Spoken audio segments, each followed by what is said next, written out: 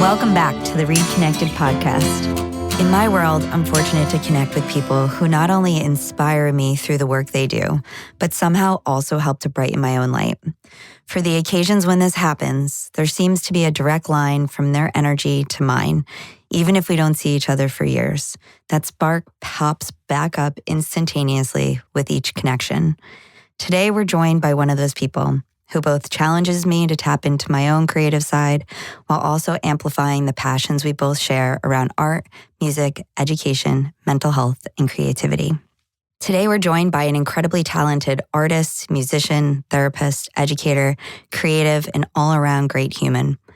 I met Tom years ago through our shared passion for creating educational access and greater understanding of learner variability, I think at a CAST event or UDL symposium. I think all of the lines are kind of blurred over the past few years, but it's been a while. And we've connected several times since through national faculty meetings, through CAS trainings, and most recently just trading pleasantries and points of inspiration digitally for the past few years. From the first time we connected, we talked music, education, mental health, art, and so much more.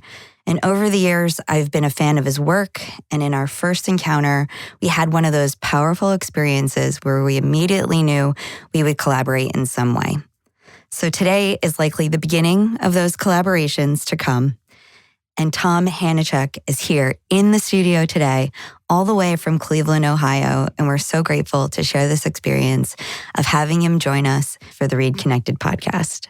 Tom Hanicak established over 25-year career steeped in education as an administrator, psychologist, instructor, facilitator, in social services as an art therapist, and art as a filmmaker, painter, illustrator, musician, and so much more.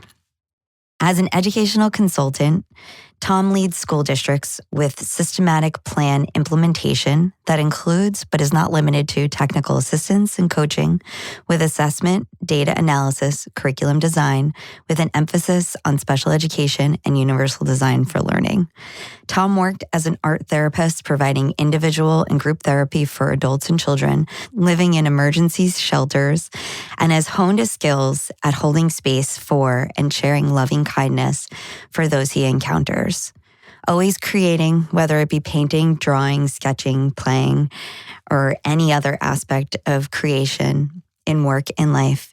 You can find Tom and his current work and visual notes in art at vassenhouse.com or on Instagram at thomasmassey71.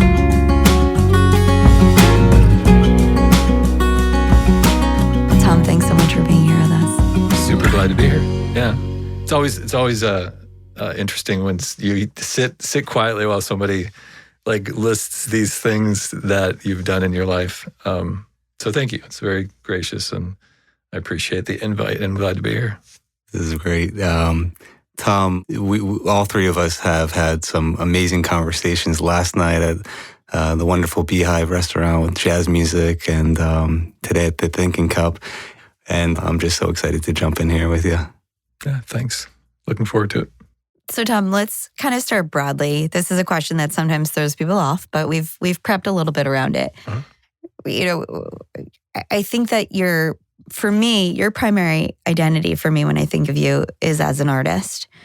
And I wonder if you can share a little bit about your journey in becoming an artist, in being an artist, embodying everything that comes along with being an artist.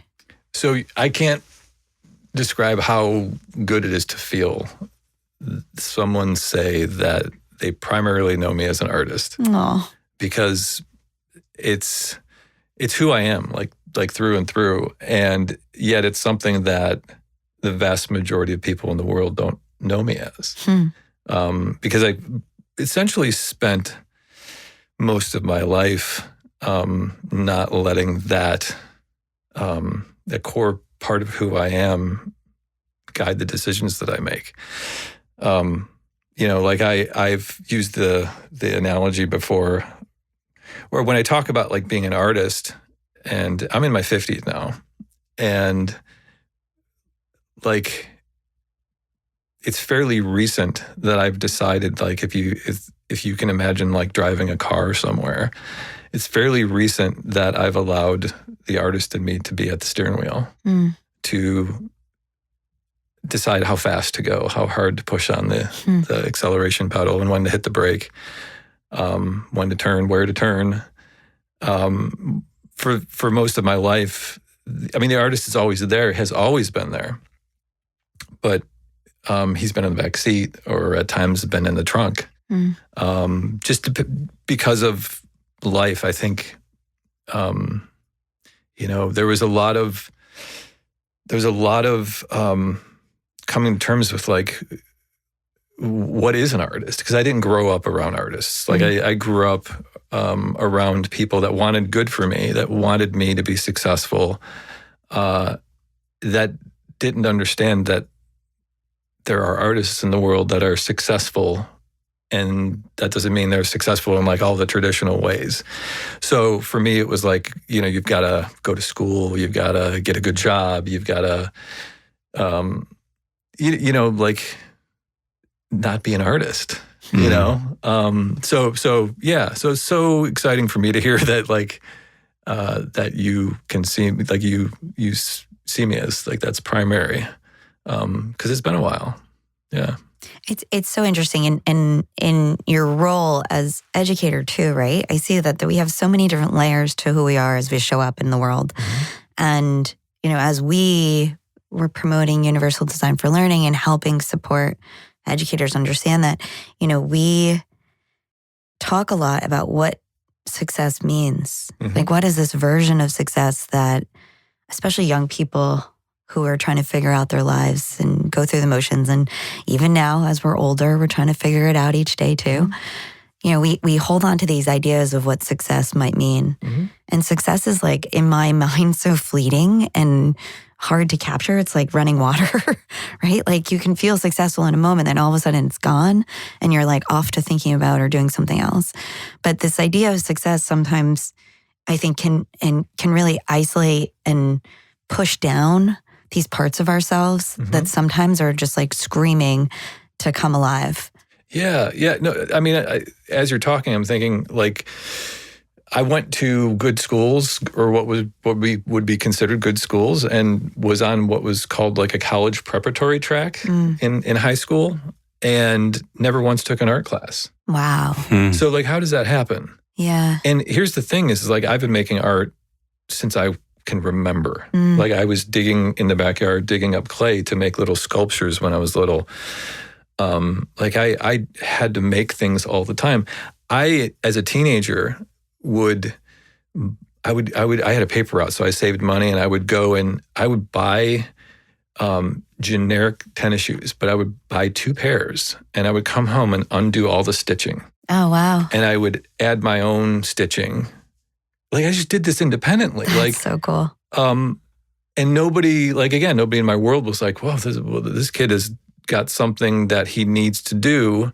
Let's ask him about it, or let's channel it in a way that fits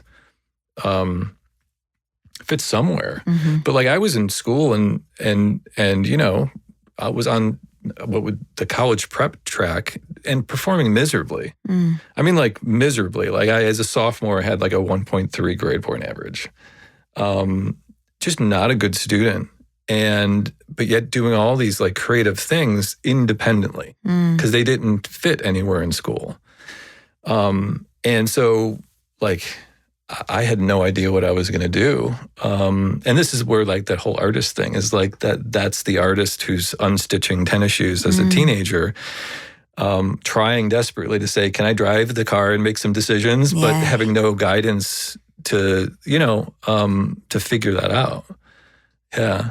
I think this idea of like what traditional success or, collegiate prep looks like, or where, there's a lot of other people making decisions for young people to say, this is where things need to go and be. And I think that, and we hear these terms a lot in media, but it really comes from mental health and psychology, thinking about how there's a lot of masking going on to kind of just fit in the path or the box that is expected of us or of people. And there's plenty of kids, we see it all the time, kids who are on the surface, like on paper, quote unquote successful, and they're struggling on the inside with all this pressure that is, as you would say, in their backpacks. Well, you know, I'll tell you, as far as like the pressure thing for me, I for whatever reason, school and learning for me, like I didn't like getting bad grades. I wasn't like, you know, a rebellious, like getting bad grades for the sake of it. But I never really cared. Like that I needed to get, so I know there are some students that are like I need to get a 4.0 grade point, like I need to get in the best colleges. Like for me, I could care less. But I knew that there was something I needed to do. And at a certain level, like what mattered for learning for me was in learning, I was just, and I still am, I'm like curious about everything. And so I've always let my curiosity, and I think that's also a part of the artist in me. It's like I let my curiosity define my like I would take classes and be like, I have zero interest in this. And I would go through the motions. But then, so like, success, what it looks like, I think back to when I was young, especially like in high school and college, and think, how do people know already what they want to be? Like, to me, that seems so. Like, I don't understand that. I can appreciate it with like when you see like the Tiger Woods. It's like I'm born to be a golfer. Or you see people that like they just know. I don't know how that happens, but I didn't. I just didn't, and so I kind of fumbled through, and I got into college on a letter of recommendation. Essentially, I had a school counselor say. I remember meeting with him as like a senior, and I wasn't getting into college. And he said, you should go to college, Tom. Like, trust me. And I'm like, oh, how do you get in with this kind of grade point average or whatever? And he's like, we'll get you in, and then you'll make the best out of it. You'll figure it out, but you need to get in there. I had the same experience as an undergrad. I wasn't the best undergrad student, but I had a professor say, where are you going to grad school? Wow. Just after a class, he actually, during the class, he said, can I talk to you after class? I thought it was like, I had this like mapping in my brain like I was in trouble or something. Like, why does he want to talk to me after class? What did I do? Yeah. And it was actually a very discussion-oriented class. And then afterwards, I went up to him, and his line in was, where are you going to grad school? I didn't even know what that meant. Yeah. I didn't even know what that meant. Yeah. But he saw something in me relative to, you know, how I think. And I think that curiosity more than anything is just, I was going to say, you mentioned that you weren't a good student, and this might be controversial, but I have to say it. I would trade straight A's over curiosity in a learner any day. Right? Because, you know, forget about, you know, fitting in the box and checking off the boxes as you go. To have a curiosity about things you're experiencing and seeing and interactions you're having, I think that's what life is about. So I think that's why we get along. I agree. Like, I wish that were a metric for success in school per se. And maybe it is in some schools. It's an area of focus. It just wasn't in mine. Well, it also allows you to do whatever you do in the long term as an adult really, really well when you're curious. Yep. Because you dive into it, you understand it.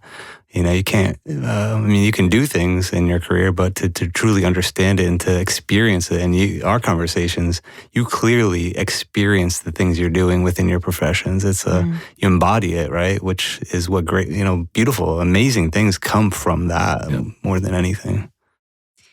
Yeah, I'm thinking about, my initial statement of like, I see you as an artist. And it's interesting because I think anybody who creates can be an artist. And we had my meditation teacher on, Fez was here, and we were talking about how we think that everybody kind of just shows up in the world with a spark of something inside of them. And what we do with it, how we amplify and tune that over time through experiences, through explorations, through curiosity, is kind of what that journey and path is about. And to your point, thinking about art and being a creative and an artist, I think we all show up with some of that curiosity and spark of creativity that through different interactions and experiences, and I wonder if we can go back in time and talk a little bit about, what your educational path was, because I think that both might have tried to snuff out that spark of creativity and artistic exploration early on. And then it also planted some really deep seeds that started to grow and flourish. And I think, for the listeners out there in the audience and anybody of any age, just to remember that sometimes creative exploration can give us life, can give us excitement, can give us an opportunity to express ourselves in ways we might not have even known. We were talking before about a student I work with who was ripping things up. And we were talking about what that could possibly mean and how that can look. And I have my hypotheses and you named it. You put a label to it that became an artistic creation, whereas somebody else looking at that experience might have seen it completely different. Yep. Yeah. The process. So to I think this I can kind of attach sort of going back before going forward here. So I first sort of felt good about school in college when I found studying art therapy. So for me, I went to college, I didn't know what I was going to do, but I've always been I've always been someone who just felt very deeply, especially for humanness and I was the kid. My mom would bring us downtown in Cleveland the day after Thanksgiving. It was this big thing where people would come downtown, and every year she would give us a couple dollars. I'm one of 5 kids. Give us a couple dollars to buy something special for ourselves. And my mom tells me this story, but I remember it. There was this homeless man without legs who sat up on a piece of cardboard in front of a Woolworths in Cleveland, downtown Cleveland. And every year I would give my money to him. So I always had this from I was very young, others need to be taken care of. So I've always been caring and wanting to help people. And then there's this artist in me. So I went to college and I started to take art classes, and it was in heaven for I'm taking these studio art classes for 3 hours, and it's like a blip of time. I'm just thoroughly heaven. And then I found this art therapy area of study where it was a combination of who I am as a person and how I relate to others, and then using art as a means to relate and connect. And so back to the creativity point that you're making, one of the core foundational elements of the field of art therapy is believing. And I believe this, which is why the field was something the work is something I did for so long and loved is every person has an innate need to create. We all do. You have to believe that. And I believe it at my core. It's just everybody's innate need varies.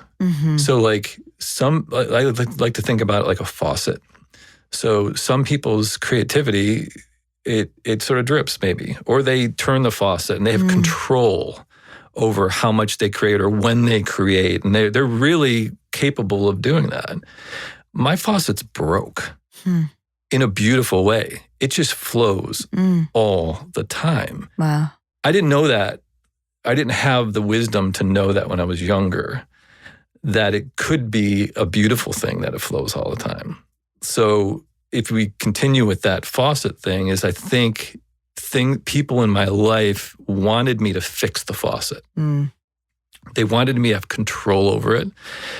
And sometimes when it poured, I was difficult to be around because I did weird things. So for example, I feel art. Just talking about it right now, I can feel it. I went to the art museum yesterday in Boston. Beautiful. I've never left an art museum without tears in my eyes. I feel it. You said that about the symphony too. Yeah. Well, as a child, I went to see the Cleveland Orchestra in Cleveland. And they were tuning their instruments, and I just started crying. And I was a child. I was probably 8 at the time. And I didn't know what that meant. And it was scary, actually, because it was I'm looking around like, why am I the only person in this space that is like, and I'm sobbing, like literally, like I'm not just sniffling, and not in a bad way. No, It was like But Jerry, for everyone around me, it was a bad thing. But how did it feel though? Oh my! Like actually, it was like beauty running through me. Yeah, right. Exactly. That's what I was talking about. But this is that faucet thing again. It was like I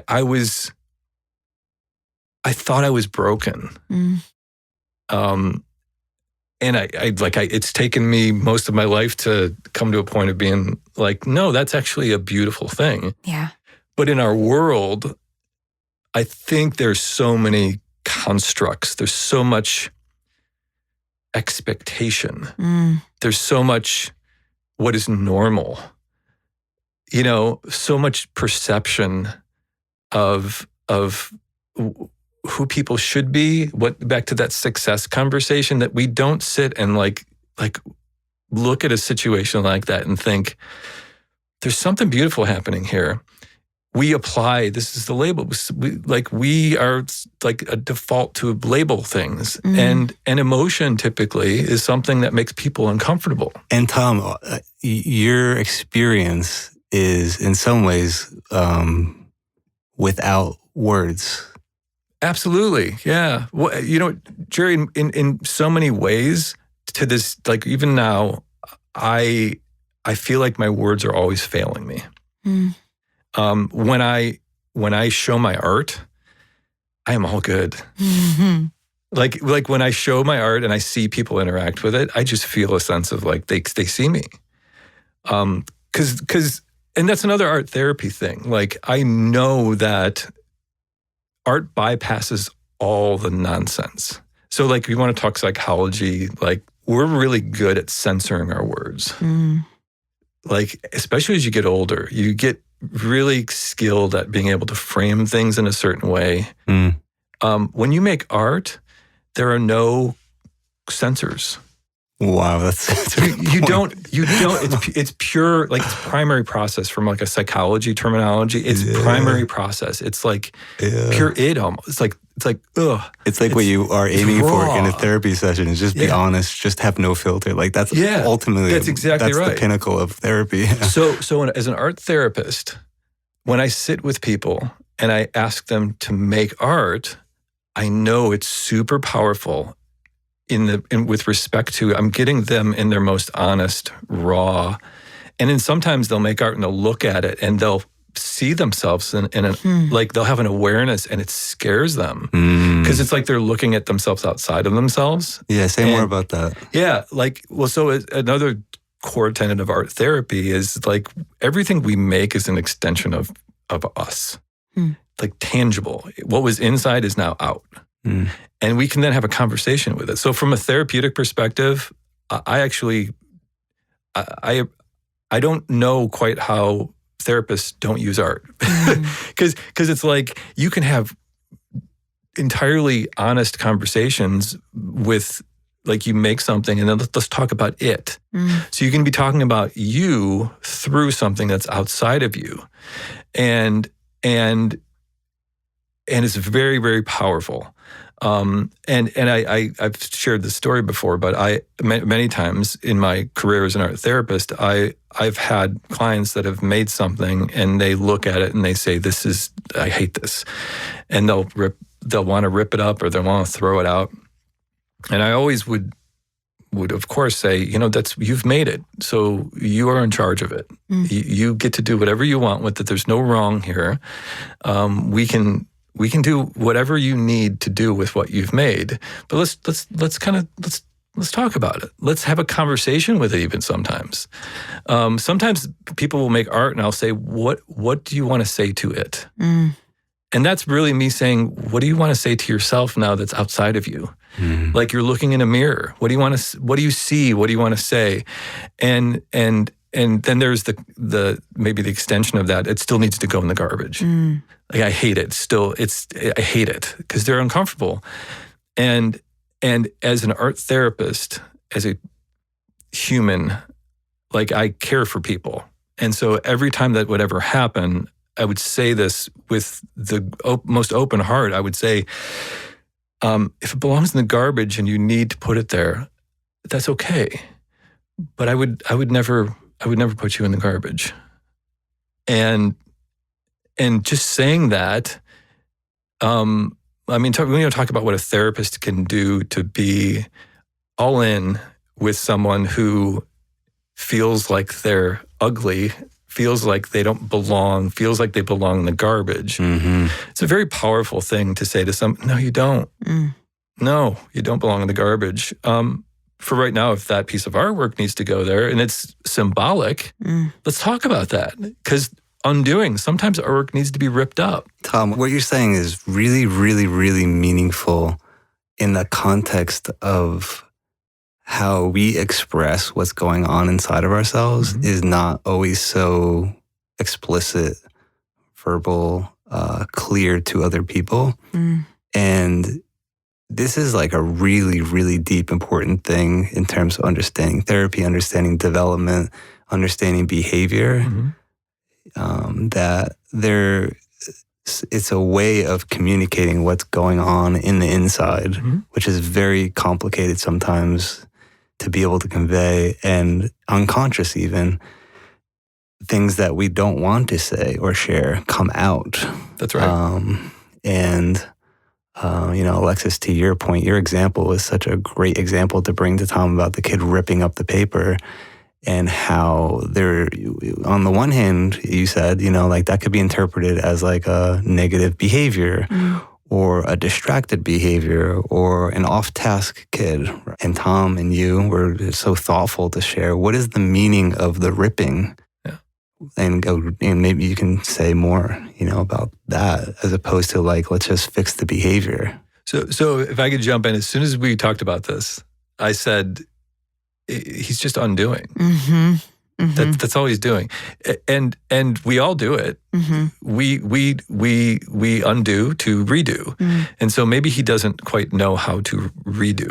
Yeah, and like from an art perspective, and this is again is an example of like I see as an artist, I see and feel the world differently, and I immediately when you mentioned that, I thought of a sculptor who starts with a block of marble, and some sculptors reduce, they subtract. There's the process of taking the block and finding a bust of a face in the block. They can see it before they start chipping away at it. Yeah. But then there are also some artists who actually do the exact opposite process, where they throw clay on top of clay and then they form it and they feel it and they have to mold it in an additive process rather than a subtractive process. Both are important. Totally. And so like undoing sometimes is a great way to say, you need to do that.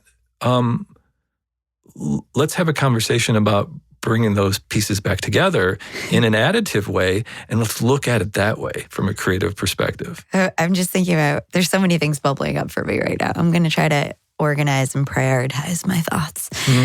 But, as you're just talking about this, I'm thinking about one of the most important developmental time periods, right? Adolescence, where our brain starts pruning, right? And thinking about undoing, how powerful is that our brains and bodies are undoing to redo without us even having to have conscious thought to do that. Yeah, it's wild. So for the audience, during adolescence, oftentimes we have these different hormonal shifts. We have all these big behaviors, and our brains are actually pruning back the neural connections that aren't getting used as frequently.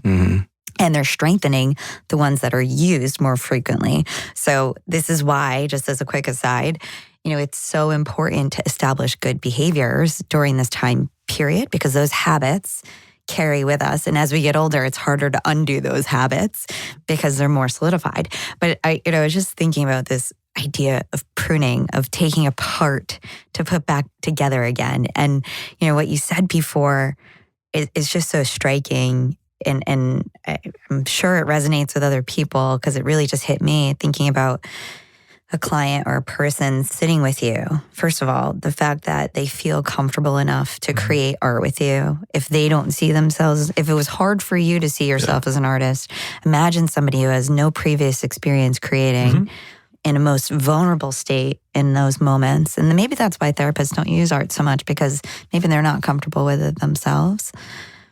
Yeah, Probably. And no doubt, like to ask somebody to make art puts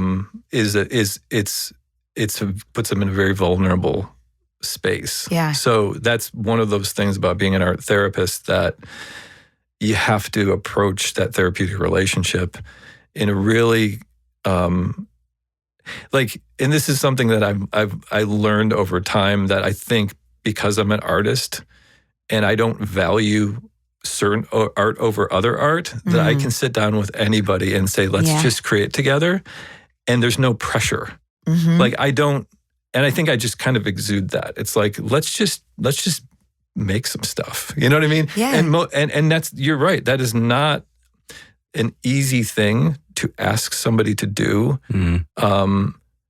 But it's easy for me to do. Yeah. Well, I think I think you set the table. Yeah. Right. And you invite folks in to say, let's create together. Well, and this is where, like, when I see art teachers, for example, I think a lot of art teachers have that. They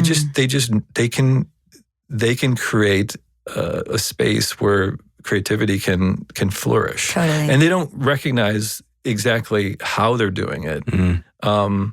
But they have this sort of intuitive, like, respect for the energy that creativity thrives on. Well, I want to go back to the point you said too, in thinking about how a lot of times clients might say, I want to put this in the garbage. And it's an extension of their own reflection or identity that they're holding on to for themselves in those moments.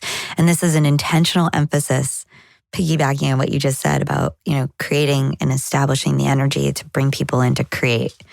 I think it's so important for us to practice just putting it out there and saying, oh, this doesn't fit me right now, or this doesn't maybe look the way I want it to.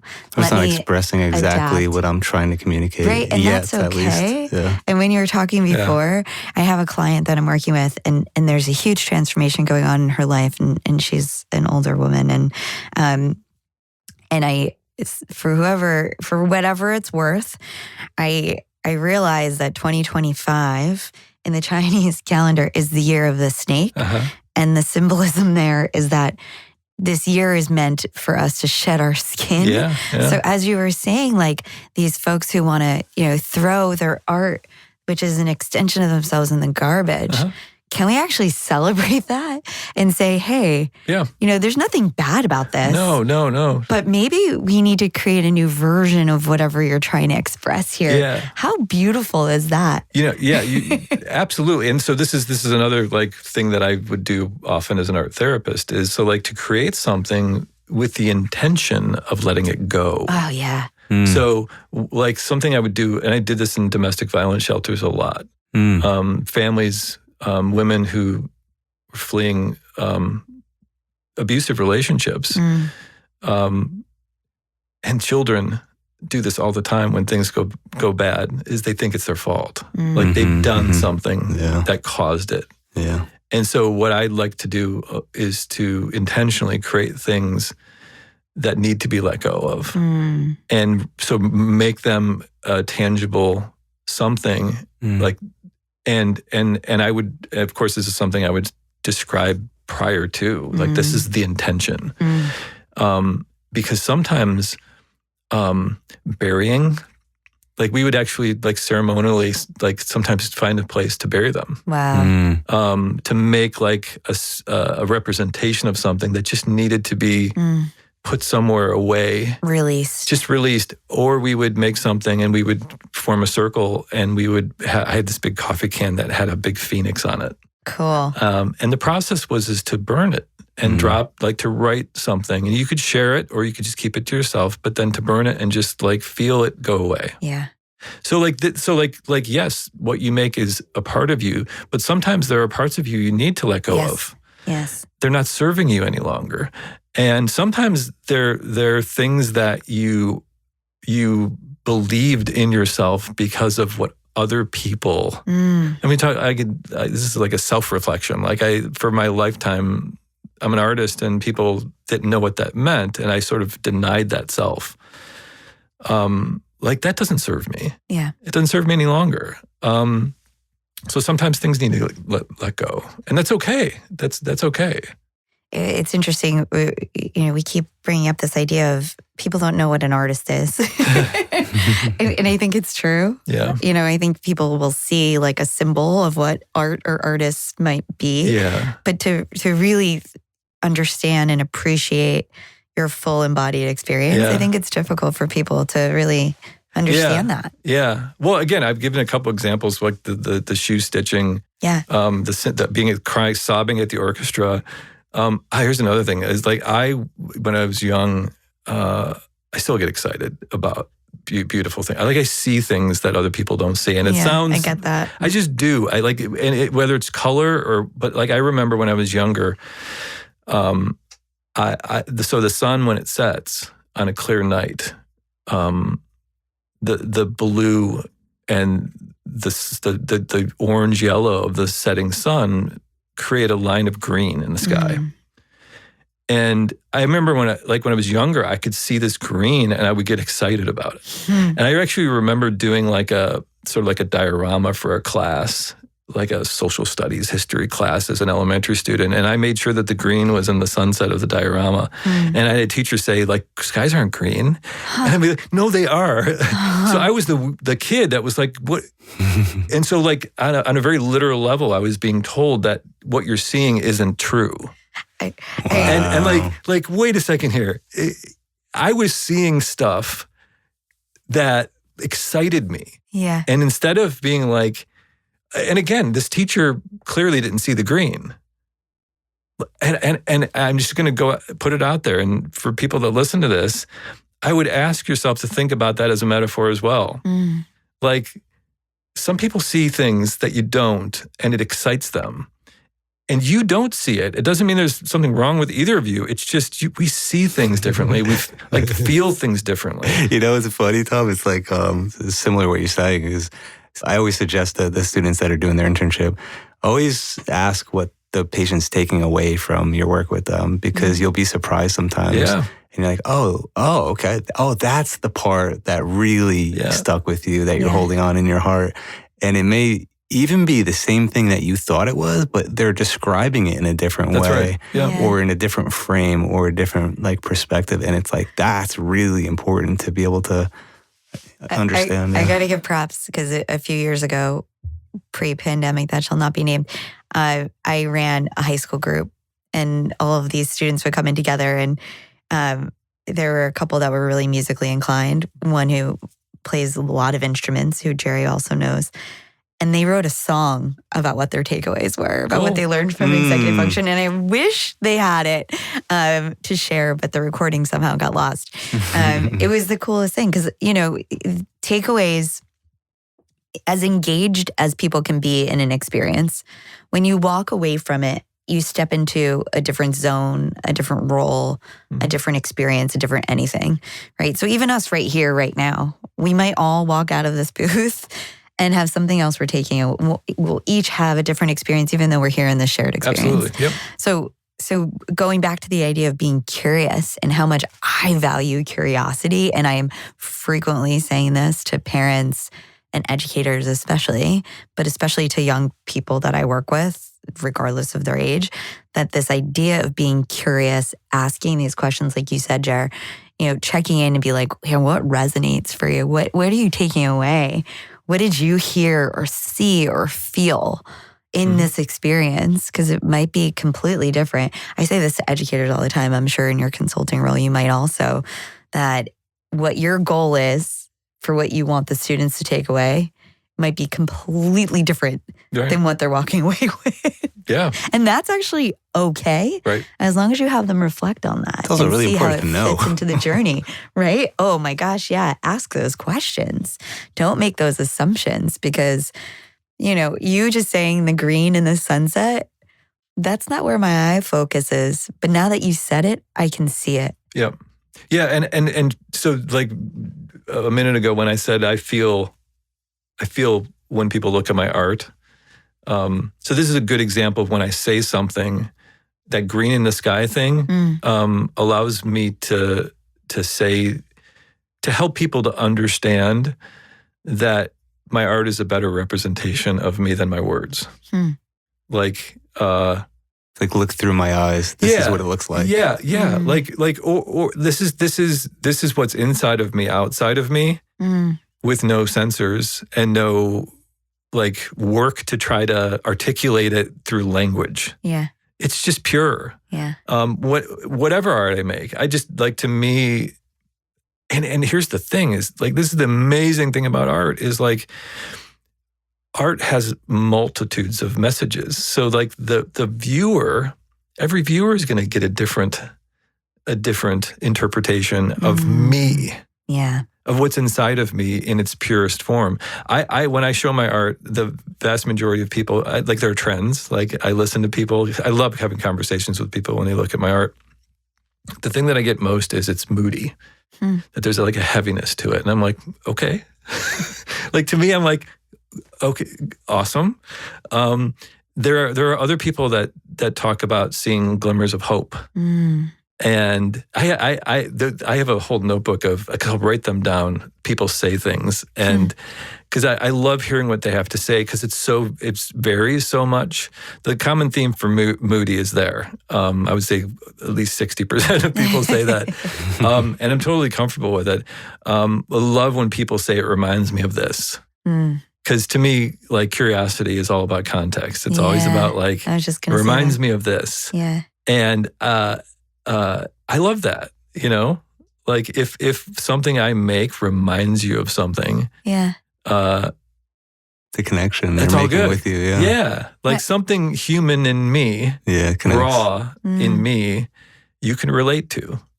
Like, how awesome. What's more beautiful than that? Yeah, like, and we don't even have to talk. It's just like there's this, and I think that's another reason why I feel art. Like, there's a room at the Cleveland Museum of Art. Like, I go in it and it's when people talk about going to church, and I grew up Catholic. So like churches hold a lot of, like people feel connected to their God in churches or whatever religion. Art museums are like church for me. I feel like I'm sitting with people like me.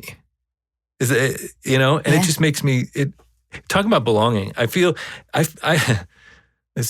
don't know how this is going to come across here, but I feel like I belong in a room of art more than I belong in a room of people. I think that's true for a lot of people sometimes, but they don't always acknowledge or recognize it.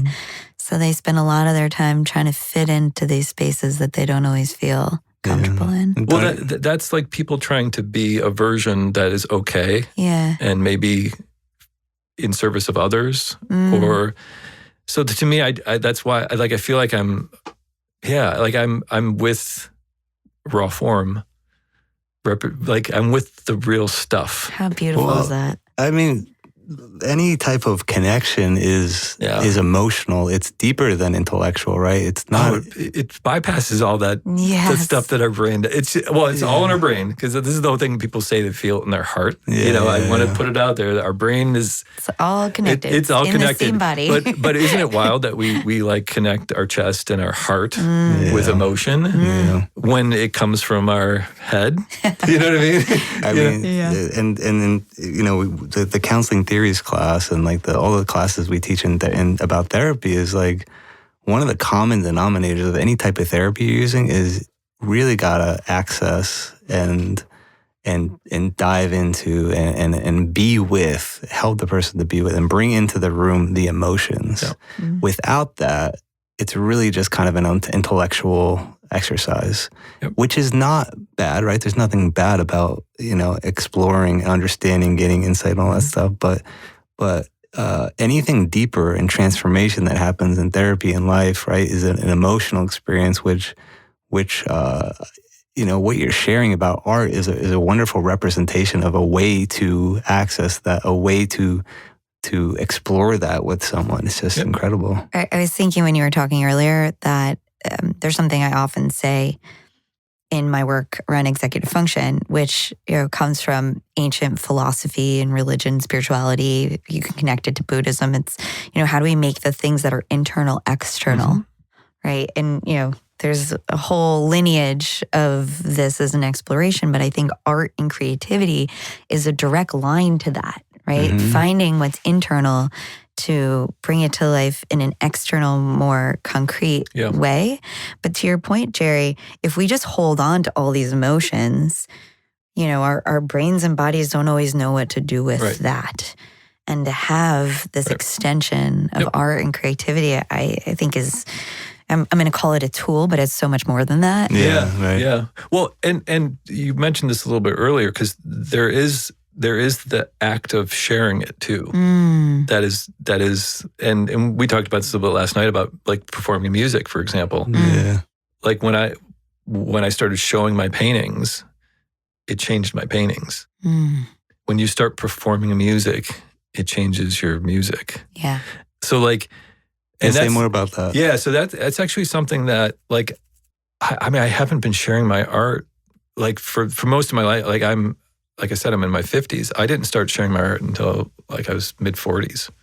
I didn't start sharing my music until 2 years ago. Yeah. I'm 40 now. So and now that I share my art, whether it's music or filmmaking or paintings, I'm just much more creative, and I don't know how to describe it. It's like it's making it serves a purpose, and that's all well and good. And for all those artists in the world who that's all they need, no judgment from me. I get it.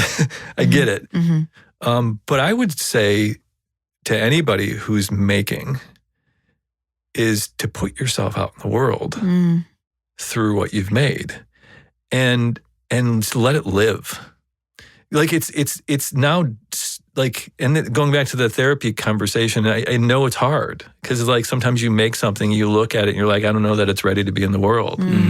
And like we can swim in that metaphor and extend it all day, but it needs to live. And when you give it a life outside of yourself, it changes you. Yeah. And so I'm going to just say I'm going to speak just for myself. I sound like I'm a therapist. Like I'm talking about you, and I'll talk about me. When I started sharing my art, it felt like I was just giving it its own life, and it changed me. And that's part of like the artist driving the vehicle. Like he's driving the car, deciding how fast to go. A part of the decision to drive the car was my art needs to live outside of me and interact with the world. And even if you're someone who just posts to Instagram, like their paintings or whatever, or their music, and just that's a really good example of like you can do that. Yeah. I'm not a big social media person, but like Instagram is great for a community of artists, and it's a great opportunity to say, "Here's my art." And Instagram is a fairly safe community of artists, and I can say that because I've connected with a lot of artists all over the world. In fact, and there's a community of artists that are they're out there, and like I really believe that like what you have to offer, and maybe this is because I held on to it for so long and I didn't understand it. And maybe I wish I would have understood it sooner, is that it takes on its own. It's more integrated into yourself too. I wonder if that just is the natural progression. The more you integrate it into your being, the more it naturally comes out as well. Yeah, absolutely. Yeah, I mean it changes. It's a next step that it just again my words are failing me. It's like it just gives it a life. That it deserves. Speaking of visuals, I have a visual in my mind combining both of the metaphors of, the artist in the trunk and then the faucet overflowing. I'm like visualizing the artist in the trunk just overflowing with water. Yeah. Right. Yeah. And I think that the way you're describing things, it's almost like over time you release the water and you move to a different position where you can kind of channel and hone and direct where the water goes instead of let it just flooding you and not knowing what to do with it. I'm letting people swim in it now. I love that. Yeah, like I think if I'll extend that metaphor, like my faucet's been full bore for my life. Yeah. So it's filled a body of water that I've been the only one swimming in. Oh gosh, I'm like speaking of feeling and visuals. Like I'm picturing like a young Tom, like feeling like you were just trapped under this water, that you saw the beauty in it, but didn't know what to do. I thought I was like I just didn't understand any of it. Honestly, like I didn't. Especially its relationship to emotion, because as a boy, emotion is not a thing that boys are like. When I grew up, it's a weakness, and to me, they're hand in hand. Creativity and emotion, they're like siblings. Like you two are super close siblings. They're like the closest siblings for me. So like I was shamed with my creativity and the emotion related to it. I didn't know. And I had the faucet that was just broken. Yeah. And so like, that's why I thought it was broken, because I felt broken. Oh, it could have felt suffocating. Yeah. Well, so here's, you say suffocating, and I pause because I never felt suffocating. I just always felt overwhelmed. Like, why isn't anybody listening? Yeah. You know, like I always felt misunderstood, even in my own self. Like, and like I've gone down this rabbit hole with like becoming a psychologist, is like, you know, the notion of false self. Like sometimes people have to develop something that is, you know, that's a psychological term to say sometimes people develop a self that fits. You know, my creativity, that faucet, was so strong that like I could, as much as I tried to create that false self, it wouldn't allow it. Like it wouldn't allow. Like it was just more powerful. See, and what you're describing is like people describe this in therapy, like when they're talking about how they feel, they're describing it like you are. Like, I feel like I can't move. Like I want to do this, but something's stopping me. It's like they're describing an illustration actually with their words. You have done such an incredible thing with your life that is so inspirational for other people to go through something hard and painful and confusing, and to channel it not only to evolve into being yourself more fully, but you've given back and contributed in an incredible way that you have become almost like a mirror for people to do the same for themselves. I feel like a lot of therapy is some ways reflecting back someone to appreciate themselves for who they are. And if anyone's listening to appreciate differences among people's personalities and ways of being in this world, it is that I think if there's goodness to bring about in this world, there has to be different types of people to bring about different types of goodness in different types of ways. I agree. And I would add to that to say that artists change the world. Artists have the power.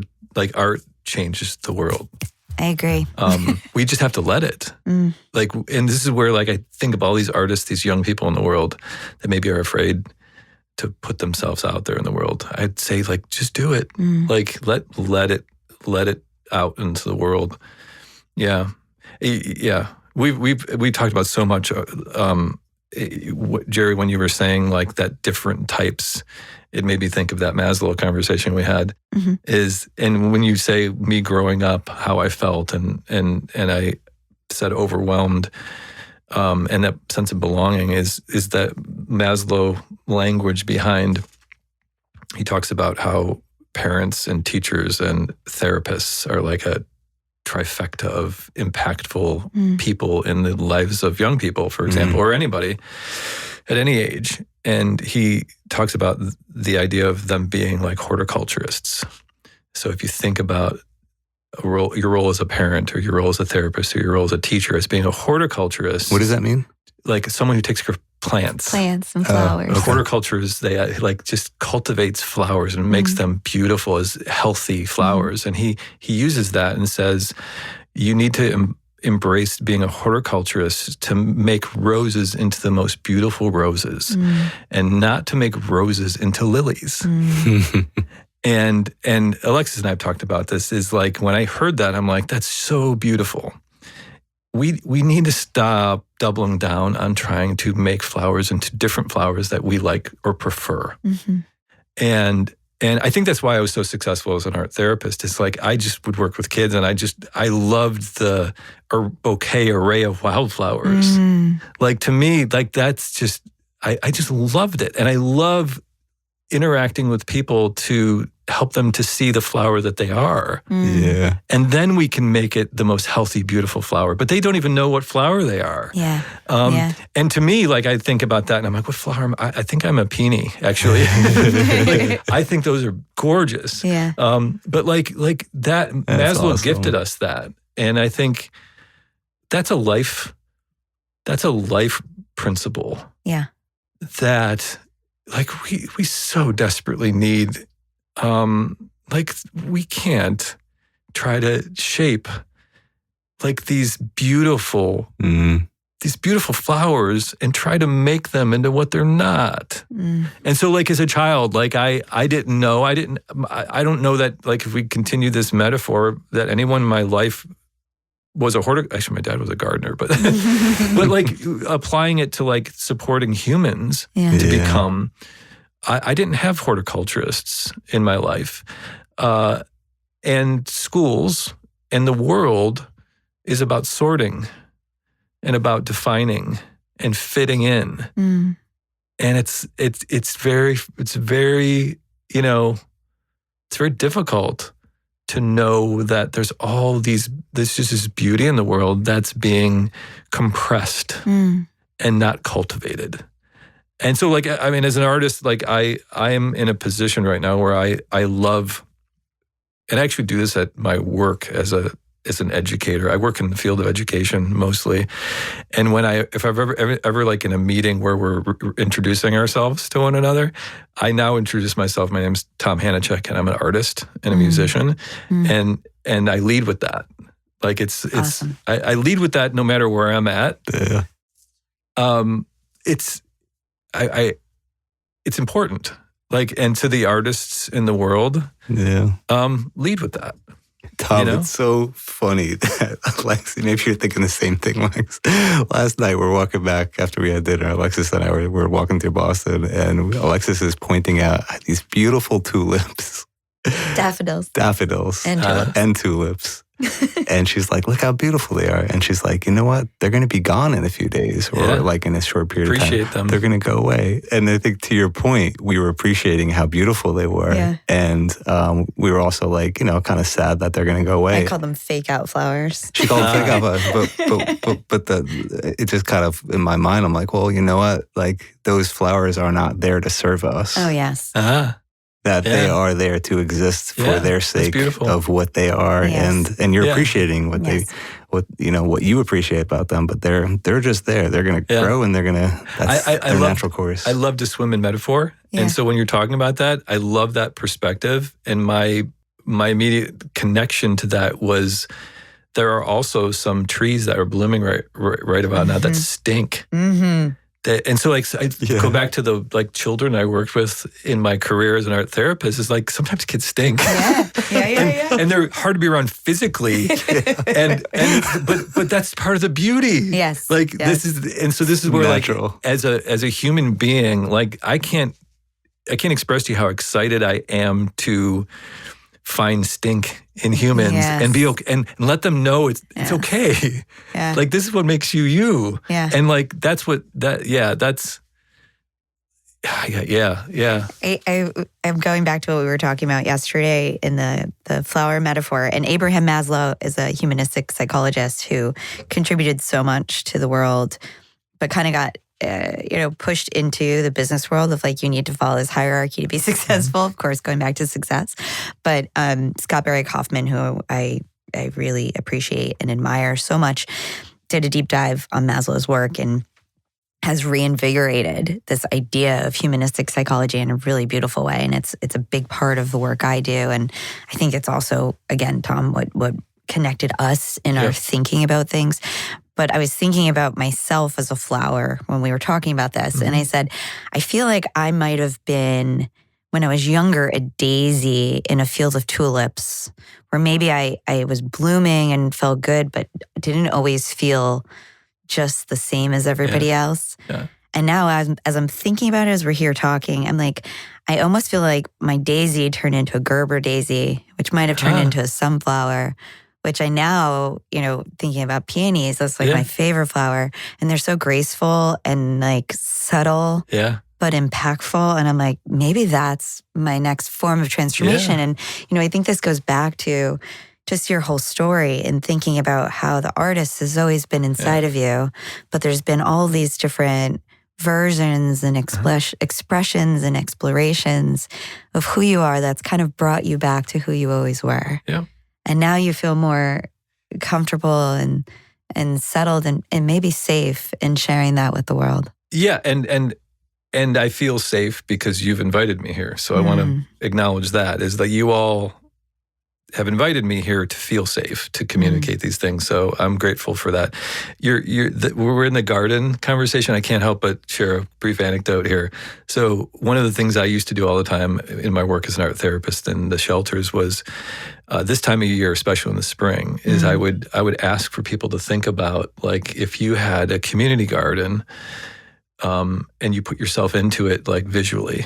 Like, what flower would you be? Or are you a butterfly that comes and helps fertilize? Or are you the sun? Like, so I would just completely open it up for like people to just own like how they could fit into the garden. Mm-hmm. And I would do it every year. And then we would actually go plant a community garden too. So they would pick. So I would extend it into the actual like growing, which is a beautiful extension.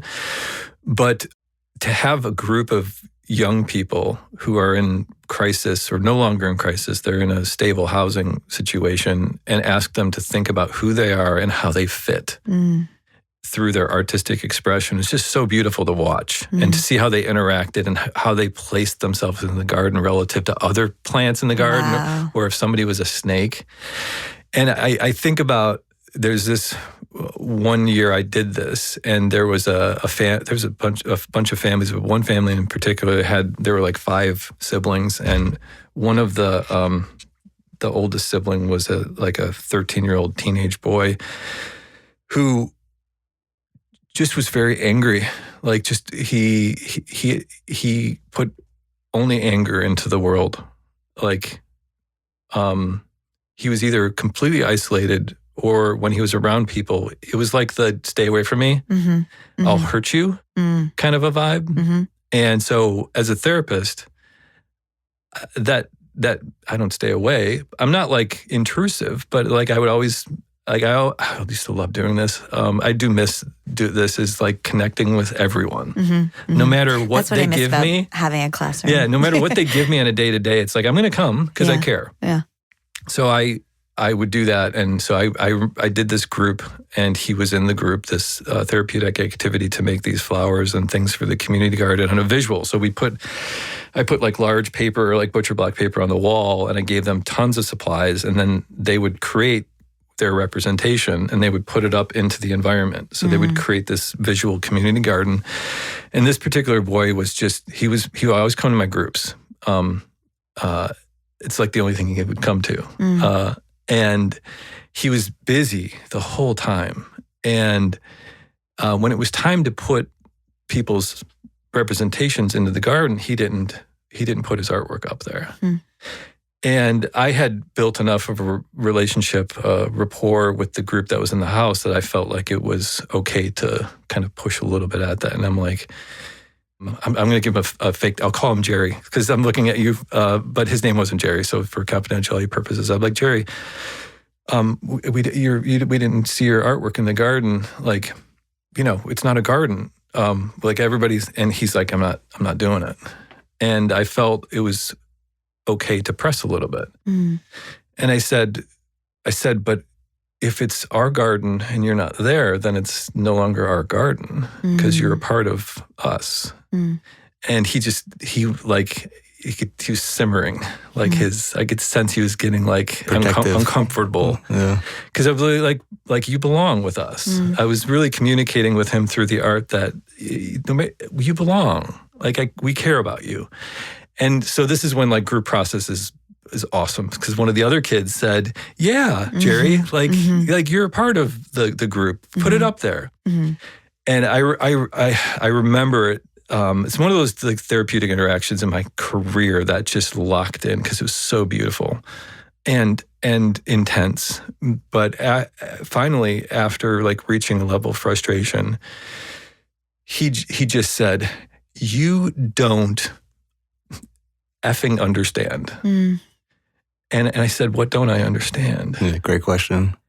And he goes, "You don't understand that if I put myself in that garden, it will poison everything."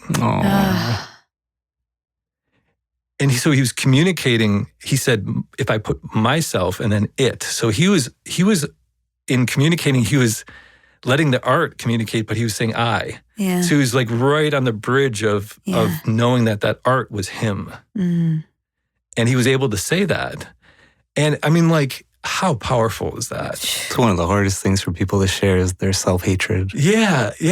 And this was the magic of the space is the kids supported him. I didn't have to say a word. Wow. That's what I love about groups. The kids in the group saw that vulnerability and that self-hatred and said, "No, you do." They're like, "Come on, it's okay."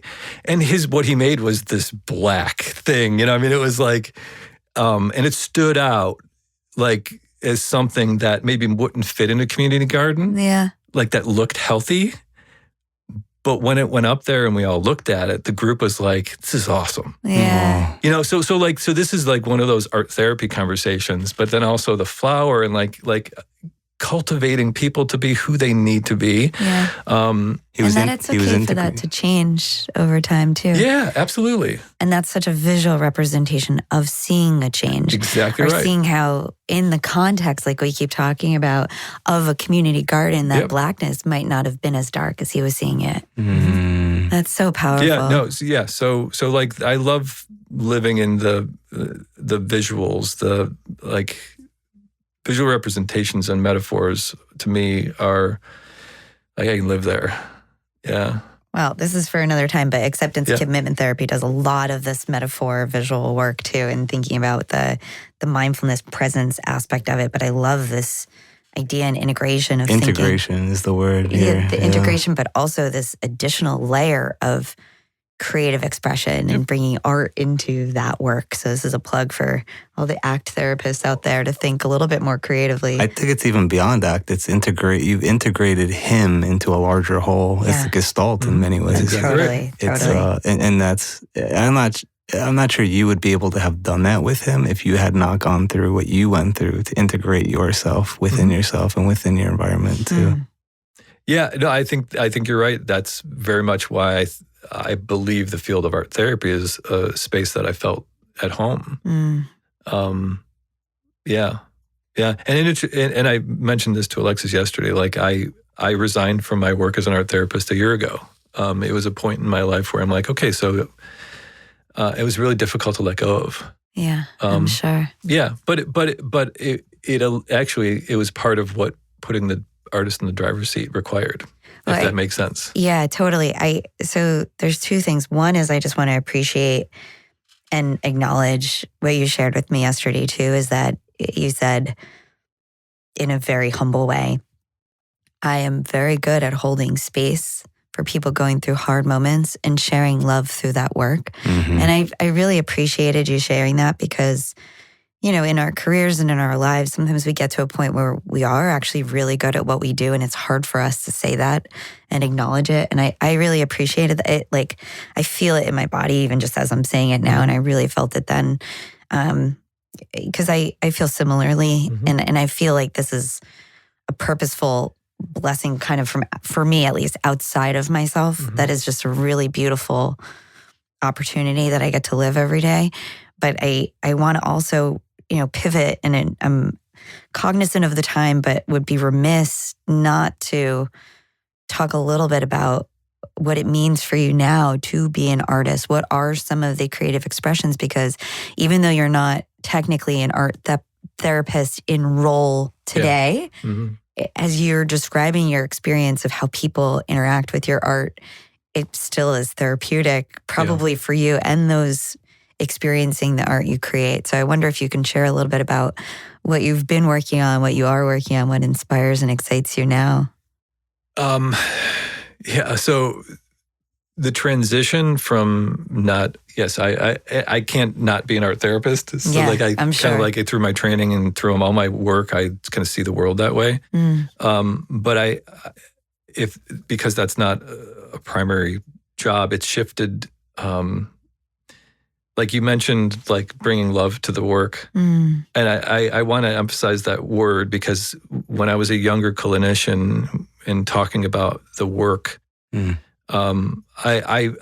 knew that I was bringing love, but I was afraid to call it that. Real quick, I read a book by Nancy McWilliams about psychodynamic therapy, probably like, I don't know, sometime during my training. And she used the word love in terms of what's happening within the context of therapy. And she described it in a way, as you're saying, maybe not the way people think of the word love. It's not romantic love. It's not, you know, other types of love. But to see it written in a book, right? And I just want to point out that there are other people who can emphasize this is not just like one person just bringing some random idea up. This is like a important... Yeah. And I think as a professional in the work of being a clinician, like you want to like write the notes the way that you're supposed to write the notes, and like you got to do the diagnostic. Like there's a lot of like widgets to the work that are important, but for me, they didn't allow me to communicate the authenticity of like, no, this is about love. Until like maybe 10 years ago, where I felt like I had all that stuff and it was just intuitive for me to show up to work and do good work. So like 10 years, I think I just showed up and that's what I just love. I just brought love. Yeah. And the kids, to be able to do a group that I just described, like, I'm a therapist. I have training and I have skills and I can kind of know how to push and pull and like, but it's really like, I brought love. And I want to say that like, because it's important to the work of therapy. Like you have to, I think, be okay with that. But when I stopped being an art therapist, I think that I had to turn that inward. And I'm still working through that. Yeah. But what it's done, I think it has helped me to kind of do some self-love. Because for decades I was giving it. And then when I stopped, I didn't know what to do with it. And I think I turned it inward. And that's part of like this artist driving the car. And so as far as my art, like I have there are no rules for what I can and can't do. What mediums I can use in order to get what's inside of me on the outside. So like this last summer, I wrote and created a short film that's going to hopefully screen at festivals this fall. We shot it last year. I reached out to great friends, great talented friends, and I said, I've got an idea. And like great friends do, they said, well, like, let's do this. And so we shot a film. And it's something that I've been wanting to do forever, and now I can. Yeah. But like, if I want to oil paint, I'll oil paint. If I want to use acrylic, if I want to sculpt, if I whatever it is, there's nothing there's no wrong. And so I actually would like to say, because this is like this podcast format gives us the opportunity to speak to people, is I would say, if you have things to make, if you have art to make, if you have a need to make, like, get rid of the rules. Yeah. Just do whatever it is that you need to do and put it out in the world. Let it live outside of yourself. Just do it. Sometimes that makes the most amazing art, actually, right?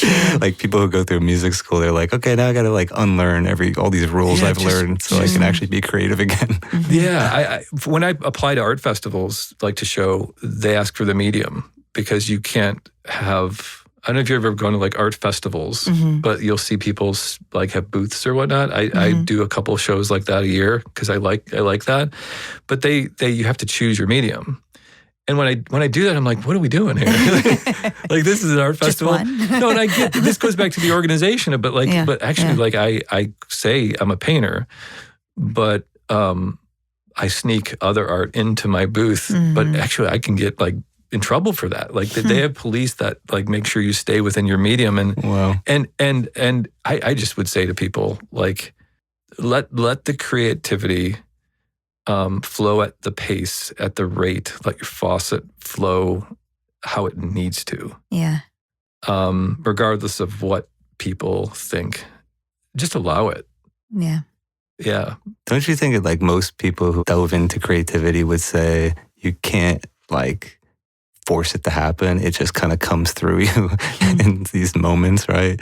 And that's such a great advice for people to just like let those moments move you and don't suppress it with like these rigid rules or structures. Yeah, and again, like Alexis said earlier, like creativity, in whatever form, it's getting what's inside outside. So whether it's writing, whether it doesn't matter. It's like that's creativity. You're making some. I want to make sure I get it right. I posted it to Instagram recently. It's a Prince said this in an interview. He said that there's nothing more wonderful than putting something in the world that didn't exist before.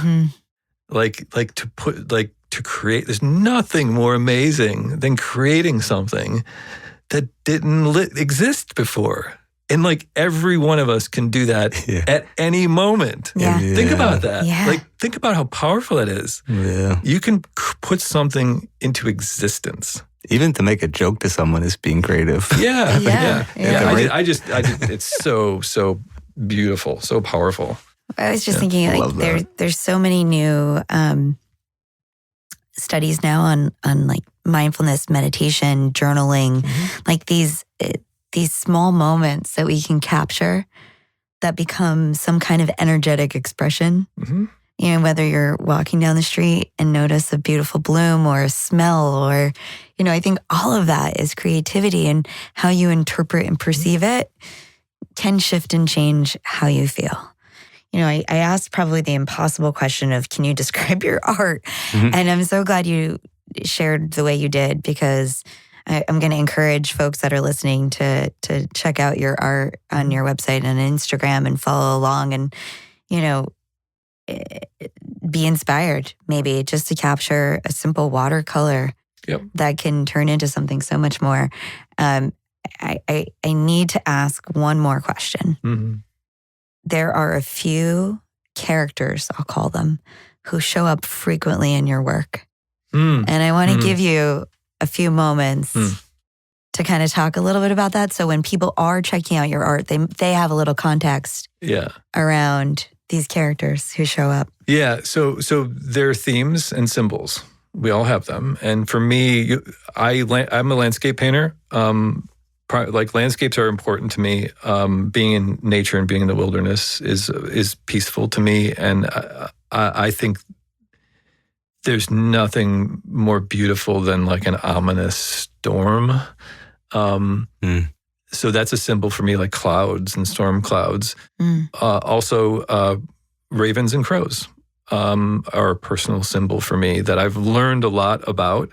When I was in graduate school, part of my training as an art therapist was to really do a deep dive in understanding what symbols potentially can mean and what they mean to you and why you're drawn to them, like the whole Jungian collective unconscious of like if you're not the first person to feel a connection to a symbol in the world, because from the beginning of time, people have been doing this. Prince wasn't the only one who said he was a symbol. Yeah.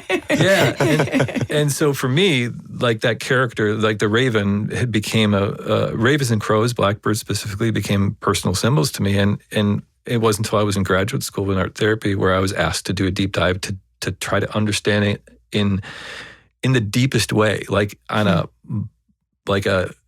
biology level, even like what is it about ravens that makes them unique animals in the world? But then also what other cultures, stories, mythologies about ravens, like, and I learned so much. Like I was going into, like I always felt a connection to ravens, but I associated it negatively. Like we call a group of crows a murder of crows, not a flock. They're a murder. There's a negative connotation. So I always thought, this is like a representation of shadow self, of somebody like a part of me that I try to suppress. But the more research I did, the more like the context just broadened. And I learned that so many cultures look at ravens and blackbirds as positive. I just did a residency in Alaska 2 years ago with the U.S. Forest Service, where I was able to make art in like, with forest rangers. I went with them into parts of Alaska that people don't go to make art. It's awesome. And there are beautiful ravens there. And the Tlingit tribe, Alaska natives, the raven is the symbol that brings light to the world. Like, come on. Like, we call a group of crows a murder.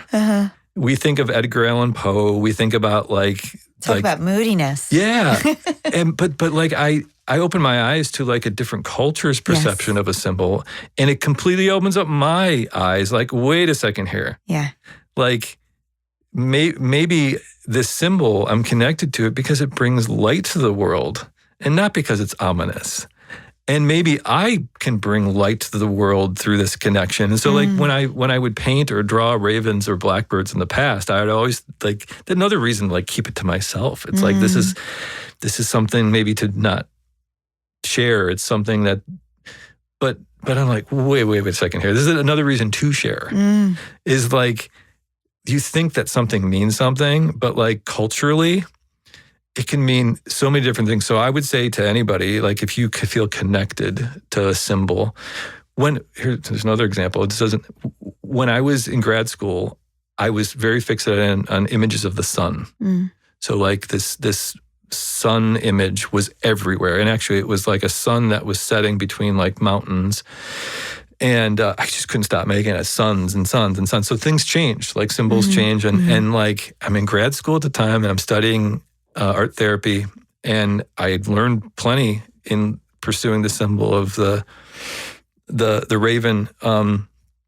So I'm like looking at sun, and you can go to Jung and look at like symbol, like cross cultures, historical meaning behind symbols, and come to figure out like at that exact same time my son was being born, I'm making all these suns and not realizing that a sun is a very it's a father symbol in so many cultures. Like the whole sun and a moon being the maternal, like, so like, isn't that interesting? Like, I feel like I need to make all these suns right at the same time I'm becoming a father for the first time, you know? And it's like, it's like I would say to anybody who feels drawn to something symbolically, and not just even like if you're not like creating a representation of it, just if you're drawn to it, is to just kind of be curious. This goes back to the curious thing. Be curious about what it means to people outside of yourself, about like history and mythology and like the world. Because I think it's going to expand an awareness to self as well. Yeah. So that's the raven. The raven is landscapes, and ravens in particular are a pretty strong symbol for me. I love that. And, you know, when I go into classrooms and work with teachers and parents alike, I encourage them, obviously, to be curious and ask good questions of their students and children, but also to investigate and encourage the children to investigate.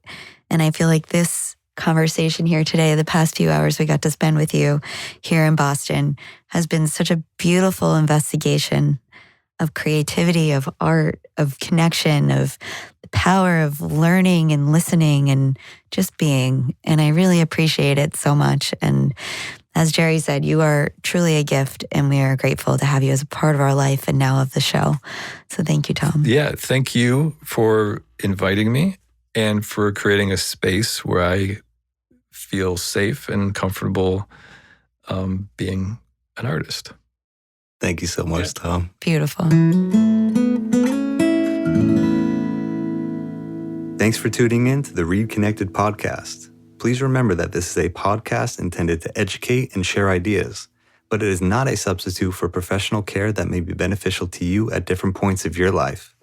If you are in need of support, please contact your primary care physician, local hospital, educational institution, or support staff at your place of employment to seek out referrals for what may be most helpful for you.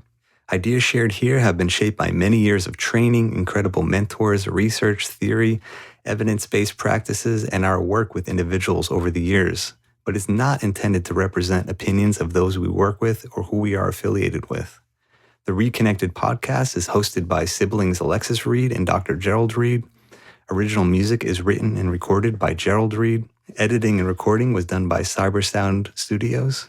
If you want to follow along on this journey with us, the ReidConnect-Ed podcast will be releasing new episodes every 2 weeks each season. So please subscribe for updates and notifications.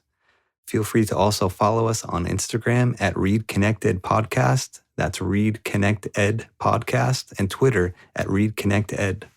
We are grateful for you joining us and look forward to future episodes. In the meanwhile, be curious, be open, and be well.